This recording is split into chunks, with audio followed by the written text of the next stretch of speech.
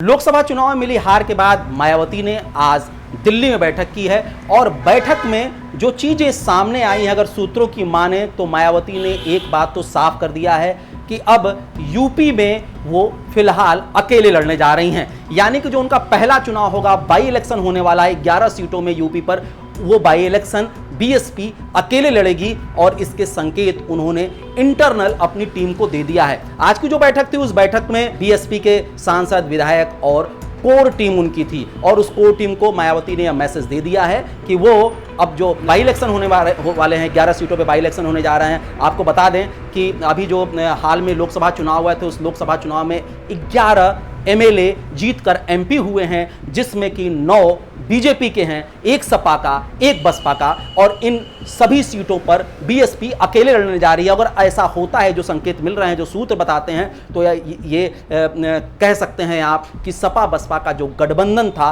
अब वो टूटने के रास्ते पर आ चुका है। और बड़ी बात है कि चुनावी नतीजों के 11 दिन बाद आज बैठक से ये चीजें सामने आई है और अभी तक अखिलेश यादव की तरफ से इस पर कोई भी किसी तरह का बयान नहीं है। हालांकि ये जो बातें हो रही हैं, जो बैठक की बातें हैं, ये आधिकारिक तौर पर नहीं हैं, ये इंटरनल बातचीत है, जो सूत्रों से बाहर जो जानकारी बाहर आई है वो उसकी चर्चा हम लोग कर रहे हैं। और बड़ी बात यह है कि मायावती ने जो समीक्षा बैठक थी, हार की समीक्षा बैठक थी, उसमें जो जिन चीज़ों पे चर्चा हुई, उसमें जो सबसे बड़ी बात है, हार के जो कारण गिनाए गए हैं, उनमें सबसे बड़ा कारण जो चर्चा में रही कि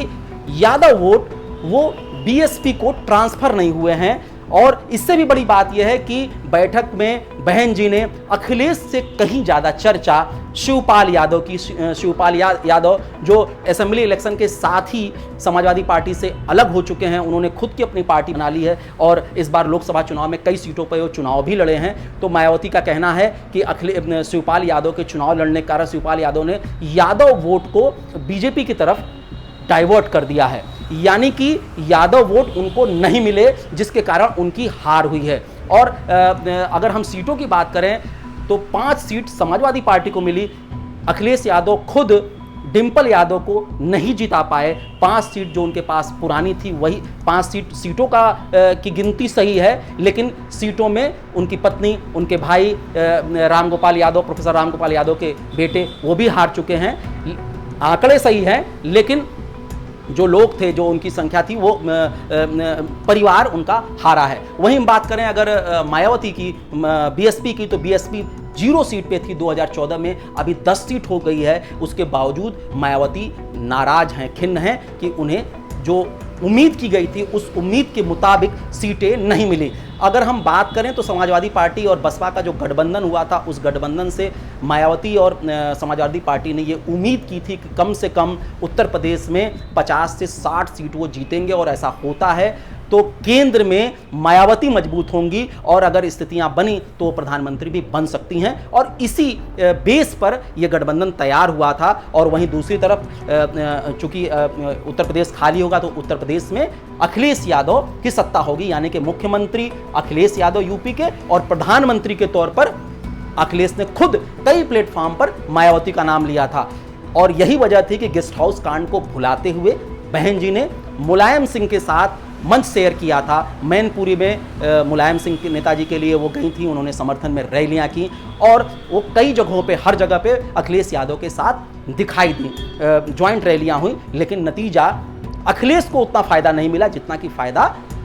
बहन जी को मिला है। लेकिन फिर भी उन्हें लगता है कि उन्हें उम्मीद के मुताबिक चीज़ें नहीं मिल पाई। अब सवाल यह है कि जो गठबंधन का बेस था, वो बेस ही अब जो है नहीं बचा है, यानी कि अब लड़ाई उत्तर प्रदेश की है। उत्तर प्रदेश में अगर दोनों लोग फिर से लड़ते हैं तो मुख्यमंत्री कौन होगा, ये बड़ा सवाल है। तो क्या इस पर अखिलेश यादव, जो इसके पहले भी कई जगहों पे सीटों के बंटवारे को लेकर बात करें, या कई फ्रंट ऐसे दिखे थे जिस पर अखिलेश यादव अपने आप को पीछे किए थे और वो कह रहे थे गठबंधन को चलाना है तो कुछ चीज़ों को सहना पड़ेगा। तो क्या अखिलेश यादव फिर से ये चीज़ें सहने को तैयार हैं? अगर वो इस चीज़ को मानने को तैयार हैं कि हाँ, पहले मुख्यमंत्री अगर गठबंधन होता है तो मुख्यमंत्री मायावती होंगी, ऐसा होता है तो हो सकता है कि ये गठबंधन चले। और एक चीज़ और भी समझ लीजिए कि ये मायावती की प्रेशर टैक्टिक्स भी हो सकती है, माने कि दबाव की राजनीति भी हो सकती है कि इस तरह का माहौल पैदा हो कि दोनों लोग साथ रहें, लेकिन फिर अखिलेश यादव ये बोलें कि मुख्यमंत्री के तौर पर मायावती होंगी, या हो सकता है कि जैसे बीजेपी और बसपा का एक बार अलायंस हुआ था और उस अलायंस में ये तय हुआ था कि 6 महीने बीएसपी और 6 महीने मायावती, इसी तरह से मुलायम सिंह के साथ भी एक गठबंधन हुआ था। लेकिन अब इस पे किस तरह से फिर एक बार तैयारी हो पाएगी या नहीं हो पाएगी, लेकिन जिस तरह से जो पहली मीटिंग थी उस मीटिंग में जिस तरह से मायावती ने चीज़ें अपने कार्यकर्ताओं को बताई हैं, उससे फिलहाल ये चीज़ नज़र नहीं आती है। और बड़ी बात यह है कि अखिलेश यादव भी क्या इसके लिए तैयार होंगे, जो अभी तक कुछ नहीं बोले हैं। चुनाव के नतीजों के आने के तुरंत बाद ही दोनों पार्टियों ने इंटरनल समीक्षा शुरू कर दी थी और अखिलेश यादव ने, समाजवादी पार्टी ने तुरंत अपने पैनलिस्टों को हटा दिया था। इसके बाद बसपा ने भी कई लोगों को पद से हटाया, लेकिन दोनों ही लोग एक दूसरे के लिए अभी तक कुछ भी नहीं बोले हैं। यानी कि ये गठबंधन होगा या नहीं होगा, इस पर कहीं ना कहीं बादल मंडरा रहे हैं, एक कहीं ना कहीं कयास लगाए जा रहे हैं कि ये हो भी सकता है और नहीं भी हो सकता है। लेकिन मायावती की बैठक से जो चीज़ें छनकर बाहर आ रही हैं वो तो साफ तौर पर ये बताने के लिए काफ़ी हैं कि अगर ये गठबंधन होता है तो फिर से मायावती के शर्तों पर होगा। तो अब देखना यह है कि इस बार गठबंधन को बचाए रखने के लिए कौन गठबंधन का धर्म निभाता है।